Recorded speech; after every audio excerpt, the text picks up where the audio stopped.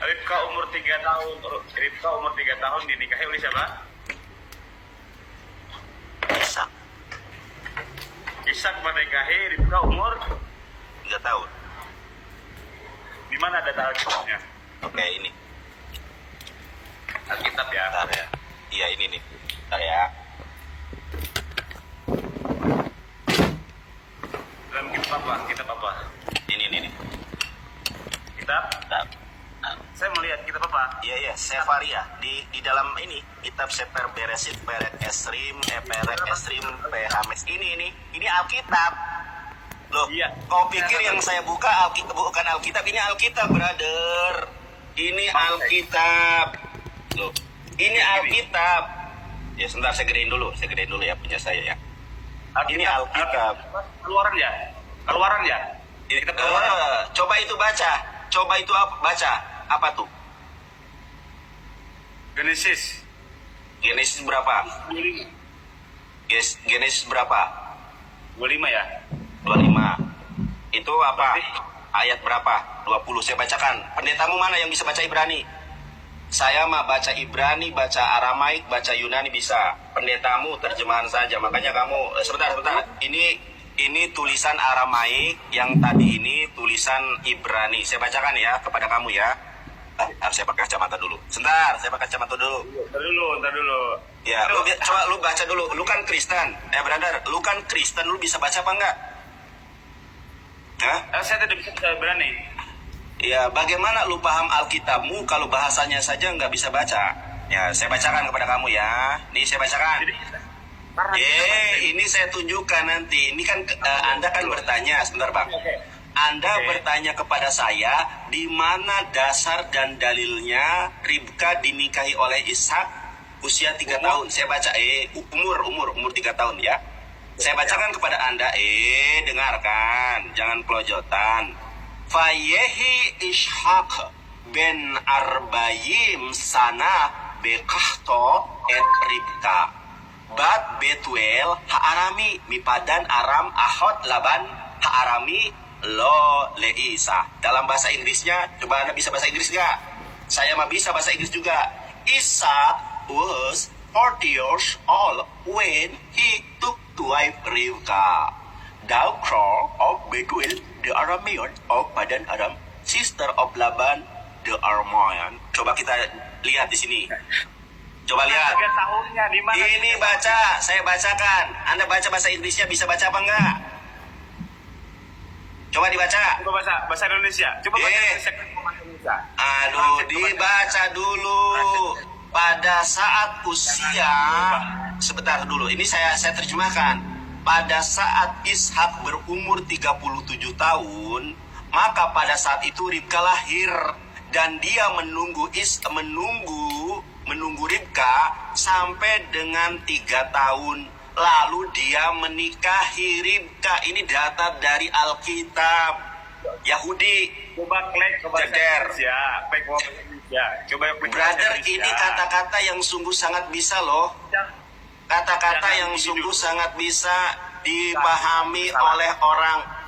Bagaimana Anda tidak mengerti ini bahasa Inggris yang menjadi bahasa nasional?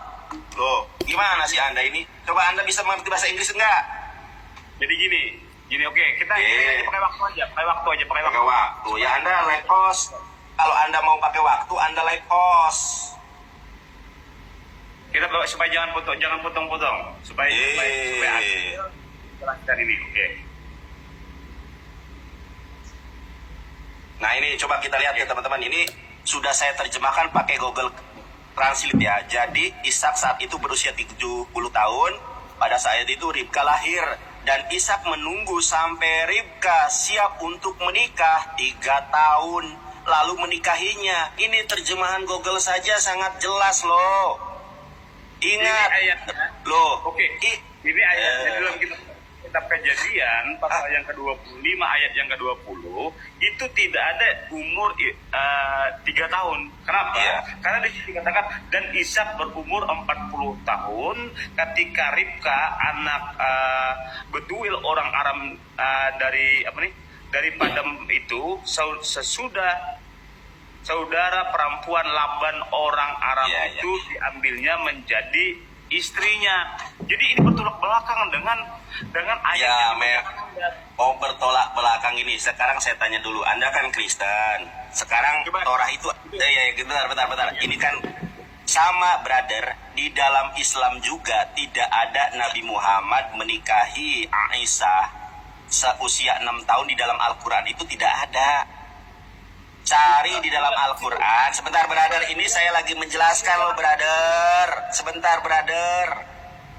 Nah, para oten-oten ketika menggunakan dasar untuk menghujat Rasulullah, itu kan menggunakan hadis. Makanya saya tanya dulu sama brotherku ini. Brother. Ini lagi.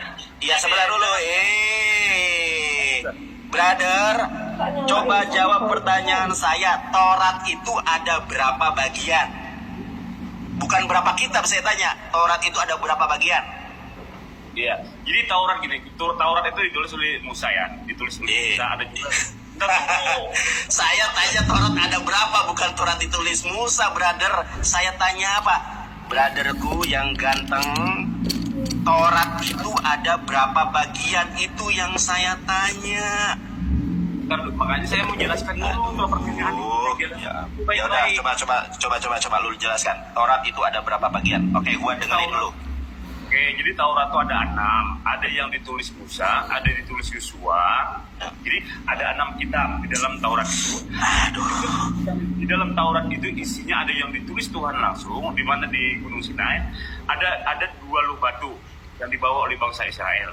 Jadi yang disebut Taurat itu adalah perjanjian lama yang dituliskan oleh Musa, dituliskan oleh Yosua, dituliskan oleh para hakim-hakim dan sebagainya. Kalau keseluruhan perjanjian lama itu 29 kitab, itu dituliskan oleh berbagai macam kalangan untuk menulis, kalau nggak salah 39 orang penulis. Kalau nggak salah. Ini cuman Baik. Boleh saya tanggapi, Bang. Jadi Bang, abangku perhatikan, Bang. Abang perhatikan.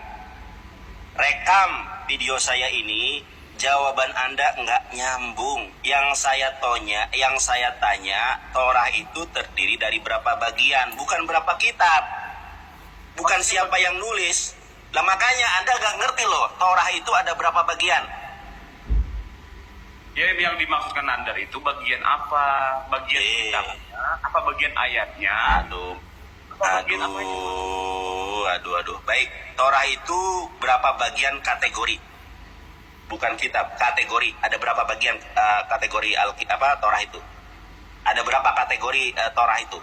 Coba bingung kan dia. Ya. Bingung, cari Google dulu. Udah, kalau nggak ngerti, udah Bang, saya nggak ngerti, tolong jelaskan. Enggak, yang dimaksudkan Nandar itu, Taurat itu berapa bagian itu yang dimaksudkan bagian apa? Bagian kategori, bukan bagian kita, bukan. Kategori Torah itu ya Anda Google dulu. Udah, nggak usah Google, saya jelaskan. Sini, lihat wajah saya. Aduh. Nggak usah pura-pura di-mute. Dibuka mute-nya.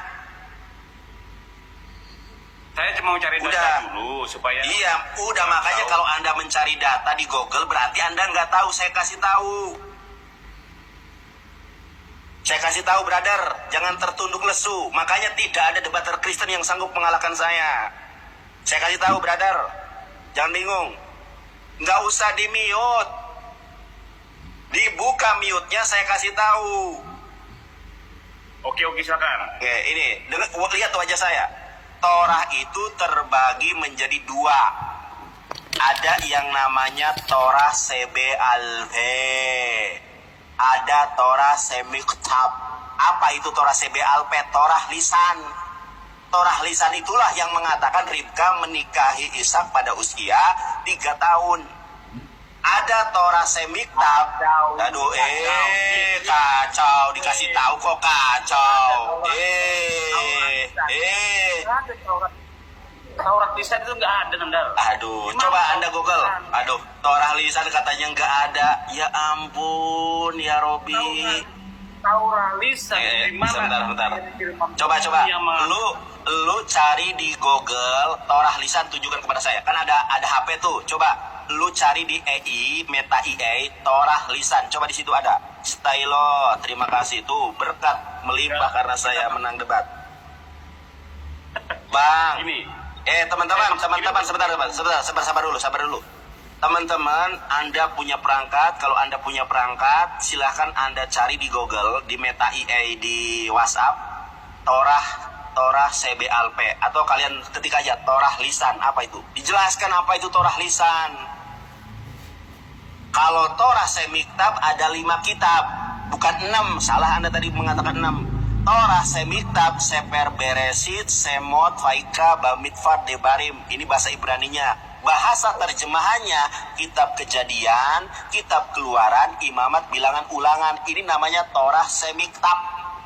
Kenapa dikatakan Semiktab? Dari kata-kata kataba. Dan bahasa Aramaiknya ketobo, kitab. Dalam bahasa Arabnya kitabun. Kalau bahasa Ibraninya Sebe Alfe ini adalah ini awal lisan. Namanya Torah lisan, makanya. Torah lisan itu nama lainnya Talmud. Ada orang Yahudi namanya Billy Yahudi. Tanya dia kalau nggak percaya. Saya kasih tahu kok. Oke, sudah. Udah ada. Ayat firman Tuhan yang dibawakan Anda, bentar dulu. Ayat firman Tuhan yang dibawakan Anda yang mengklaim bahwa Ribka itu umurnya 3 tahun itu nggak ada di Taurat. Bukan saya yang mengklaim, brother. Ini kitab Yahudi. Nah, Separia ini adalah website resmi orang Yahudi yang mengatakan Ribka menikahi Ishak menikahi Ribka pada usia 3 tahun itu bukan saya. Ini loh, coba Anda baca ini. Coba Anda terjemahkan ke dalam bahasa Indonesia. Coba Anda Google Translate. Oke, kalau itu orang mengklaim, terserah orang, tetapi di dalam Alkitab bukan mengklaim. Ini adalah kaidah di dalam Perjanjian Lama bagaimana memahami Alkitab, yaitu menurut rabi-rabi Yahudi. Loh, ini bukan menurut saya. Nih, saya Googlekan Translate buat Anda. Kalau teman-teman nggak ngerti bahasa Inggris, ya saya Google Translate-kan kepada Anda. Google Translate. Nah, ini teman-teman ya, saya Google Translate-kan ini kalau nggak percaya. Bentar ya. Ini HP saya translate. Nah. Ya, sebentar. Tuh. Jadi Ishak saat itu berusia 37 tahun pada saat itu Ribka lahir, dan Ishak menunggu sampai Ribka siap menikah selama 3 tahun. Lalu menikahinya, Seder Olam. Loh, gimana sih? Ini kitab Anda loh. Makanya, Bang, Anda baca Sirah Nabawi, orang-orang Islam nih. Coba Anda baca Sirah Nabawi. Tidak pernah ada orang Kristen dan Yahudi yang mendiskreditkan pernikahan Nabi Muhammad SAW. Kecuali Benai Hatargum, Bani terjemahan abad ke-1 ini. Ya. Karena dulu mereka paham original teks, paham bahasa Ibrani. Kalau sekarang terjemahan saya, waduh, teman-teman, saya di-report kalau saya lanjutkan ini. Tata dulu. Teman-teman, saya di-report nih. Kalau saya lanjutkan saya nggak bisa live lagi. Sorry. Di-report nih, oten-oten nih. Saya tunjukkan nih. Aduh, Bang, sebentar, Bang. Teman-teman ya, saya di-report. Saya harus selesaikan ini live-nya. Tuh.